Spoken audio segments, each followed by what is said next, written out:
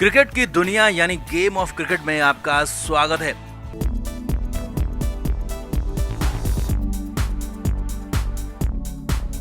Kanpur test match को भारत ने जीत लिया है। जी हां, भारत की प्रचंड जीत हुई और हालात ये थे कि एक वक्त में टेस्ट मैच ड्रॉ होने वाला था, लेकिन फिर चमत्कार हुआ। पांचवें दिन मैच पलटा। पहले रवि अश्विन ने, उसके बाद जड्डू और बुमराह ने बांग्लादेशियों को कानपुर के मैदान में नचा दिया। लंबे समय बाद बांग्लादेशियों को भारत ने नागिन डांस करा दिया। सिर्फ 95 रन का टारगेट भारतीय टीम को मिला और बेहद आसानी से भारत ने इसे हासिल कर लिया, मैच जीत लिया। तो दिखाते हैं चौथे दिन तूफानी बल्लेबाजी के बाद पांचवें दिन कैसे मिली भारत को चमत्कारिक जीत। क्या क्या हुआ मैच में, पांचवें दिन कैसे पलटा गेम, सब कुछ आपको दिखाएंगे। आप भी अपनी राय इस जीत पर जरूर दें, वीडियो को शेयर भी करें।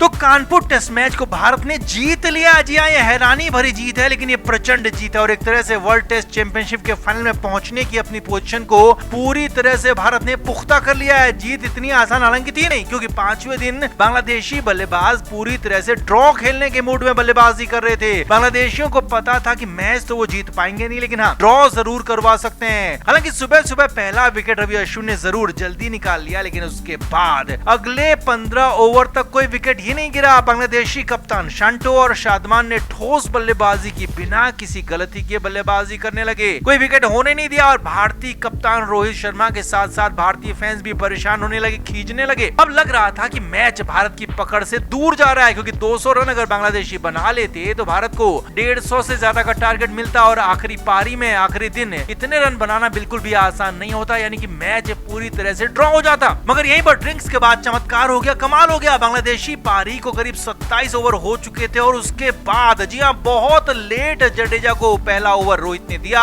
और जड्डू ने आते ही स्ट्राइक कर दी, कमाल कर दिया। कप्तान शांटो को बोल्ड कर दिया, बस फिर तो ब्रेक थ्रू मिल गया। इसके बाद आकाशदीप ने शादमान को आउट किया तो जडेजा ने दूसरी तरफ से बैक टू बैक दूसरा विकेट भी ले लिया। और हालात ये थे कि बांग्लादेश के 3 विकेट गिर गए 10 मिनट के अंदर और 10 मिनट में ही मैच पलटने लगा था। इसके बाद जड्डू ने एक और यानी कि तीसरा विकेट भी ले लिया और बांग्लादेशियों की कमर अब टूटने लगी थी। लेकिन अभी तो बुमराह की पारी बाकी थी, पारी को समेटना बाकी था और इसके बाद बुमराह ने स्ट्राइक की। जसप्रीत बुमराह ने एक के बाद एक पहले मेहंदी हसन मिराज और फिर तैजुल को आउट किया और जब आखिरी विकेट के लिए जरूर रहीम और खालिद के बीच में 7 ओवर्स की पार्टनरशिप हुई, लेकिन बांग्लादेशियों का बोरिया बिस्तर पहले ही पैक हो चुका था, बस मोहर लगनी बाकी थी और आखिरी विकेट के रूप में बुमराह ने रहीम को भी बोल्ड मार दिया। अब दूसरी पारी में 146 रन पर बांग्लादेशियों की टीम ढेर हो गई है, सिर्फ 95 रन का भारत को टारगेट मिला। अब लंच के बाद भारत की पारी शुरू हुई, बिल्कुल वही अंदाज, बिल्कुल वही आतिशी पारी दिखी जो कि पहली पारी में नजर आई थी। तूफानी बल्लेबाजी दूसरी पारी में भारत की जारी रही और टीम इंडिया ने बांग्लादेश को चारों खाने चित कर दिया। कानपुर में नागिन डांस करा दिया। भारत ने बहुत बड़ी प्रचंड जीत हासिल की, बांग्लादेशियों को ढेर कर दिया और उनको नेस्तनाबूद कर दिया, उनके घमंड को भी चूर चूर कर दिया। भारत ने शानदार अंदाज में टेस्ट मैच जीता, सीरीज को 2-0 से अपने नाम कर लिया और टेस्ट चैंपियनशिप के भी पूरे नंबर्स हासिल कर लिए। हालांकि एक वक्त में ये टेस्ट मैच ड्रॉ की तरफ जा रहा था। पहले चौथे दिन भारत ने तूफानी बल्लेबाजी की और फिर पांचवें दिन बेहतरीन गेंदबाजी की और उसी के प्रताप से भारत मैच जीतने में कामयाब रहा। तो आपका इस मैच में इस जीत के हीरोज पर क्या कहना है और भारत की जीत पर क्या कहना है, कमेंट बॉक्स में जरूर बताएं, वीडियो को शेयर भी करें। तो भारतीय टीम कोशिश कर रही है कि कैसे भी कानपुर टेस्ट मैच में बांग्लादेश को 2 दिन के अंदर हराया जाए, क्योंकि चौथे दिन ही खेल शुरू हो पाया बारिश की वजह से। तो इंडिया को सुबह सुबह कुछ विकेट जल्दी मिले और देर शाम तक बांग्लादेशी टीम पूरी तरह से ढेर हो गई। अब जीत के लिए भारतीय टीम को इस पारी में तेजी से रन बनाने होंगे और फिर दूसरी पारी में बांग्लादेश को बहुत जल्दी ढेर करना होगा। तो कप्तान रोहित शर्मा इसीलिए यहाँ पर चाणक्य चाल चल रहे हैं और इसीलिए रोहित की चाणक्य नीति पूरी दुनिया में चर्चा की वजह बन गई है और इसी प्लानिंग से रोहित ने लिटन दास को भी आउट किया था। असल में बांग्लादेशी बल्लेबाज और विकेटकीपर लिटन दास को प्रमोट करके शाकिब अल हसन से पहले भेजा गया था, क्योंकि लिटन दास फॉर्म में है और यहाँ लिटन दास से उम्मीद थी कि रन बनाएंगे। अब यहाँ पर लगातार गेंदबाजी हो रही थी। 50वां ओवर मोहम्मद सिराज कर रहे थे। पहली 3 बॉल पर सिराज ने लिटन दास को खासा परेशान किया और यहीं पर रोहित शर्मा ने प्लान अपना एग्जीक्यूट कर दिया।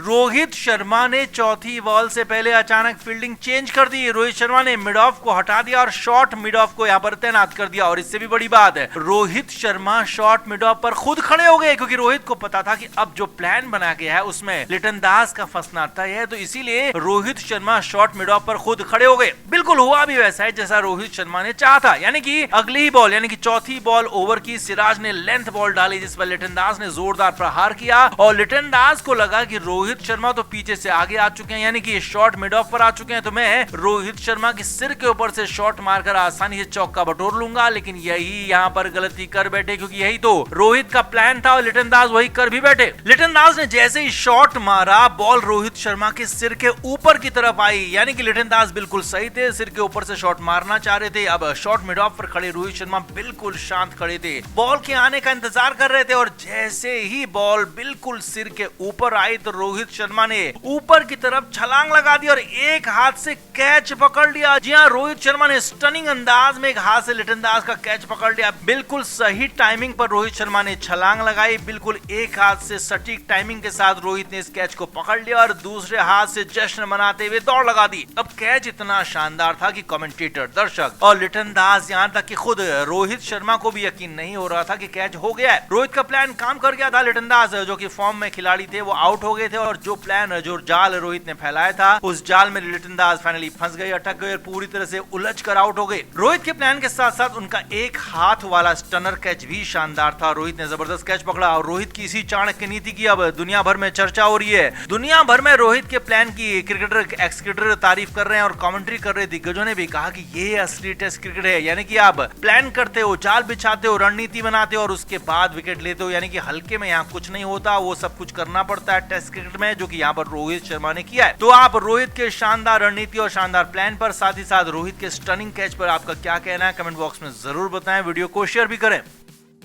तो भारत ने बांग्लादेश को पहले टेस्ट मैच में हरा दिया। चेन्नई में भारत की बहुत बड़ी जीत हुई। चौथे दिन सुबह सुबह बांग्लादेश की टीम ढेर हो गई। 515 रन के टारगेट से 280 रन पीछे रह गई। अब इस मैच में वैसे तो रवि अश्विन को मैन ऑफ द मैच का खिताब दिया गया, लेकिन मैच में कई हीरोज रहे। फिर वो पहली पारी में अच्छी बैटिंग करने वाले जायसवाल, ऋषभ पंत के साथ ही अश्विन और जड्डू हो, तो वहीं बॉलिंग में बुमराह और आकाशदीप ने पहली पारी में अच्छी बॉलिंग की थी, जबकि दूसरी पारी में शुभमन गिल, ऋषभ पंत ने शतक ठोका तो गेंदबाजी में अश्विन ने 6 विकेट लिए और जडेजा ने 3 विकेट अपने नाम किए। यानी कि एक नहीं बल्कि कई सारे खिलाड़ियों ने भारत की जीत में योगदान दिया। लेकिन इसके बाद भी कप्तान रोहित शर्मा खुश नहीं है। रोहित ने साफ साफ कह दिया है कि अगले मैच में टीम बदल जाएगी क्योंकि इसकी जरूरत है। हालांकि बीसीसीआई ने वही स्क्वाड रखी है जो कि पहले टेस्ट मैच में थी, यानी कि टीम में, स्क्वाड में कोई बदलाव नहीं है, लेकिन स्क्वाड के अंदर जो खिलाड़ी हैं उन्हें इधर उधर किया जाएगा, उनमें बदलाव होगा। मैच के बाद रोहित शर्मा ने कहा कि यंगस्टर्स को मैं आजमाना चाहता हूं और इसके लिए दूसरे टेस्ट मैच में कुछ बदलाव किए जाएंगे। रोहित ने कहा कि जरूरी नहीं है कि हर बार यही टीम खेले, फिर यही खिलाड़ी खेले, इसमें आगे की तैयारी के लिए कुछ बदलाव किए जाएंगे। अब रोहित की माने तो बदलाव क्या हो सकते हैं वो आप भी समझिए।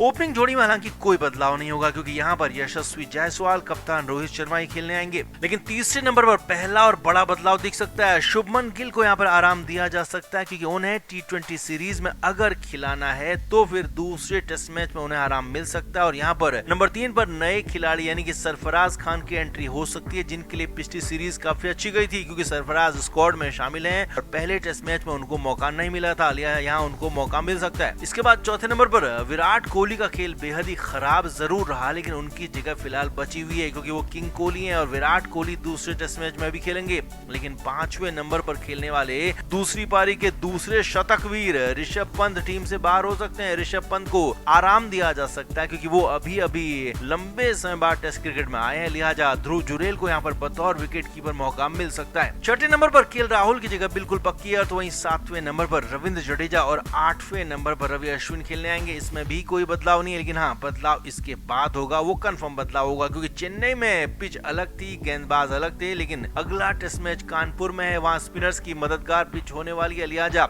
यहाँ पर 2 ही तेज गेंदबाज खेलेंगे और जसप्रीत बुमराह को यहाँ पर आराम दिया जा सकता है। बुमराह की जगह पर अक्षर पटेल खेलने उतरेंगे, जबकि तेज गेंदबाजों में आकाशदीप और मोहम्मद सिराज खेल सकते हैं। हालांकि अगर बुमराह को आराम नहीं दिया गया तो फिर 2 बदलाव होंगे, आकाशदीप और मोहम्मद सिराज दोनों को आराम दिया जाएगा, जबकि अक्षर पटेल और यश दयाल की एंट्री यहाँ पर होगी और बुमराह पेस अटैक को यहाँ पर लीड करेंगे। तो कुल मिलाकर बड़ा इशारा रोहित शर्मा ने दिया है टीम में बदलाव का, टीम बदलने का। तो आपका क्या मानना है, कितनी परफेक्ट है रोहित शर्मा की ये टीम और क्या इस टीम में बदलाव की जरूरत है भी या नहीं? कमेंट जरूर करें, वीडियो को शेयर भी करें।